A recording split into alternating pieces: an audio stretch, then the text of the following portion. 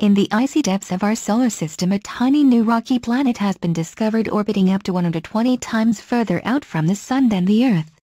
The new dwarf planet, which has not yet been officially named, has a width just half the length of Britain and its orbit swings up to twice as far out as Pluto.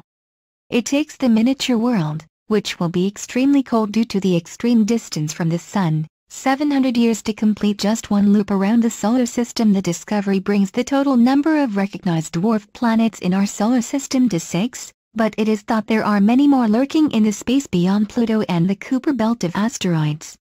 Scientists first noticed the dwarf planet, which has been given the name RR245, while using a telescope at the top of Mauna Kea, Hawaii, as part of the Outer Solar System Origins Survey. The research group, including scientists from the University of Victoria, Canada, has observed the body for only 6 months of the 700 years it takes to complete a full orbit around the Sun. The icy worlds beyond Neptune trace how the giant planets formed and then moved out from the Sun, said Dr. Michelle Bannister, from the University of Victoria. They let us piece together the history of our solar system. Almost all of these icy worlds are painfully small and faint, so it's really exciting to find one that's large and bright enough to study in detail. The dwarf planet, although only about 435 miles across, showed up as a bright dot on the telescope's images.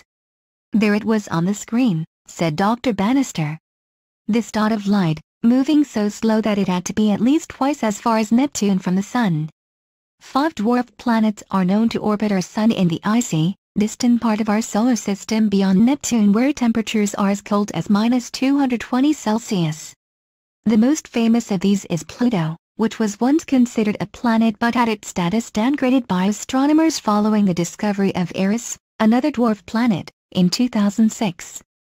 Alongside Eris, Ceres, Haumea and Makemake brought the total number of dwarf planets to 5.